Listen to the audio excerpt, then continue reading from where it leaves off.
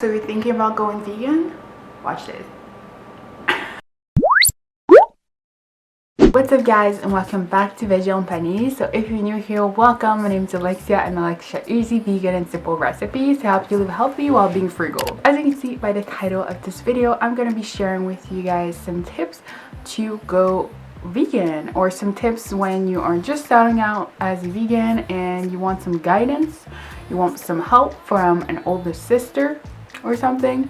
I'm not that old, but I can be your older sister to guide you through this lifestyle. Hopefully this video is gonna clarify all of your questions and doubts and all of that. So before we get into the video, make sure that you guys like this video and you can also subscribe to my channel for more content. Okay, that's it. That's all the promo we had to do.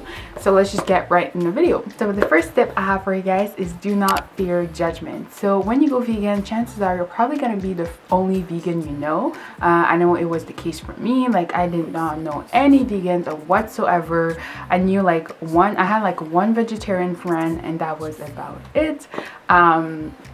But yeah, I did not know of any vegan or anything like that. It was kind of hard, a little bit isolating. On top of that, you're probably gonna have family that is gonna question you, like, oh, why do you want to go vegan? Like, what about your protein? Like, are you gonna die of iron deficiency? Like, but why do you want to go vegan though? So I feel like at the start you're gonna have to explain and answer the same questions over and over. Over time, people will get used to it, especially your family, because they're gonna eventually catch on that this is your lifestyle. And so yeah, just hang on at the start, and especially if you are still pretty young and you kind of rely on your parents to make your meals, you're gonna have to maybe talk to them and all of that, and kind of tell them what you eat and what you don't eat, and maybe just have them watch my videos. I don't know, it's gonna be a matter of talking, and over time they should be less and less judgmental of you. If on the other hand you are a grown adult, you make your own meals and all of that, then really you shouldn't really care about judgment. Maybe you're gonna have some resistance around your family or around your boyfriend, girlfriend, spouse, but yeah, communication and time usually are the perfect remedy to that. So everyone should just respect your choice and your lifestyle eventually, and if they don't, then just drop them like a bad habit, honey, because we don't have time for that. So the second tip I have for you guys is educate yourself. So I think I briefly touched on that before, but veganism is not really just a diet. I know a lot of people treat it like a diet, especially on the internet and all of that. It's kind of a trend to try to go vegan, or do some vegan what I eat in a day, but you're not really vegan, or do other things like that. It's kind of a big thing. I'm glad that more people are trying plant food and all of that, but at the end of the day, veganism is mostly a lifestyle. So maybe the first step should be educating yourself, maybe watching documentaries. Basically there's 3 main documentaries that are really the fundamentals, the pillars of veganism that pretty much every vegan at a moment in their life has watched. So the one for ethical reasons, which is Earthlings, then you have the one for environment, which is Cowspiracy, I think, and then there's the one for health, which is Forks Over Knives. That was way back in the day, 5-6 years ago, that when I went vegan I watched all of them. But obviously over the years a bunch of documentaries have come out that are even better. So you have What the Health, you have Dominion, you have Blackfish, you have all those amazing documentaries that you should watch and educate yourself, and you should give them a watch, and they're quite good documentaries. And yeah, just educate yourself. Also, there's the internet, so when people tell you you don't have enough protein, don't have enough iron, so just make your own research, because there's ways obviously to get your protein in on a plant-based diet. B12 through vitamins, supplements, or iron and protein you can easily get through food. Get some blood tests done and stay on top of your health. Obviously everyone should get blood tests done, everyone should stay on top of your health, but for some reason people are extra critical of vegan, and I feel we kind of sometimes need to do everything perfect or we get criticized. Which brings me to my third point, which is don't feel like you have to be a purist. So especially when I first started and when I first went vegan in 2015, there was this whole trend going on YouTube Frilly the Banana Girl, I think it was. And then you had like Bonnie Rebecca, Istina, and all those like amazing, awesome YouTubers, which, you know, are like part of the reason why I went vegan. Like all those YouTubers were like really almost like purists, you know, like all oil free, all high carb, low fat and stuff like that, with really amazing meal. Like every meal was like so good and like so well done and so well presented. You don't have to like do all of that, you know. I went oil free for like during back in the day because I was trying to be like all of them, and I was trying to be like this perfect vegan that did everything correctly. But yeah, eventually I added back the oil, and you know, I love oil, you guys. Like I love my food to taste nice, to fry up the stuff, and water just doesn't cut it. I know you can like fry it in water and stuff like that.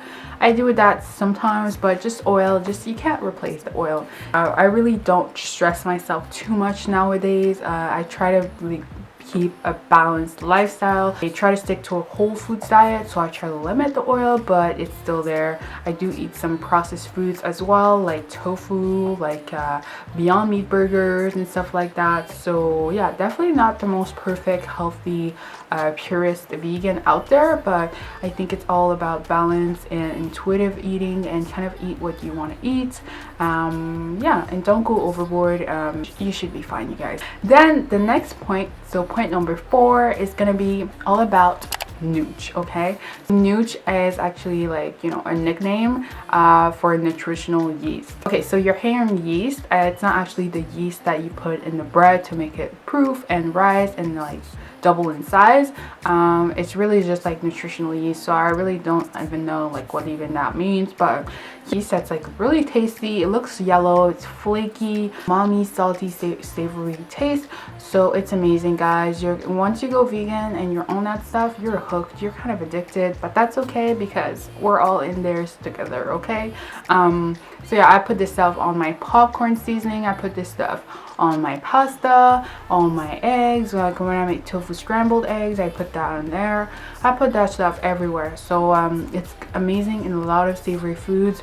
So if you just turned vegan and you didn't know about nooch already, which I doubt because I feel it's kind of a thing now, like even non-vegans kind of like are getting on the nooch train. So yeah, so if you live in Canada, there's this store called Bulk Barn, and in that store they do sell nutritional yeast. The one they do have though is fortified, so I'm not a huge fan of fortified nutritional yeast because they just add a bunch of like synthetic vitamins, and I prefer getting my vitamins from real foods, you know, or like natural sources. And I don't like the synthetic stuff, but that's all they have there. They don't have the non-fortified one. That's unfortunate, but yeah, you can get the both kinds on Amazon. So if you're willing to pay a little bit more, you can just get it on Amazon, but the best price I've found is at the bookstore. So the last tip I have for you guys is to keep it simple. So you don't have to feel like you need to replace absolutely everything. If you feel like that, by all means, you know, get your Daya cheese and get your sausages and get your tofuki this and tofuki that, but you can really just keep it simple.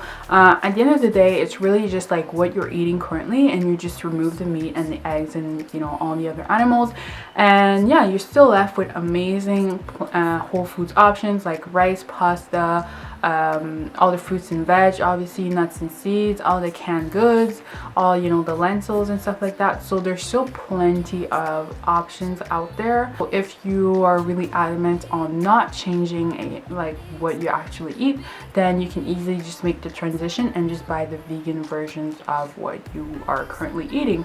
So yeah, keep it simple though. If you maybe feel like you don't want to overwhelm yourself and you don't know what to cook and all that, chances are you can just look into your pantry, look into your fridge, and like whip out a vegan meal like right now. Like there's no need to like overcomplicate things and stress yourself out. And lastly, just have fun. You know, it's a lifestyle, yeah, but you don't feel like you have to like wear the world on your shoulders.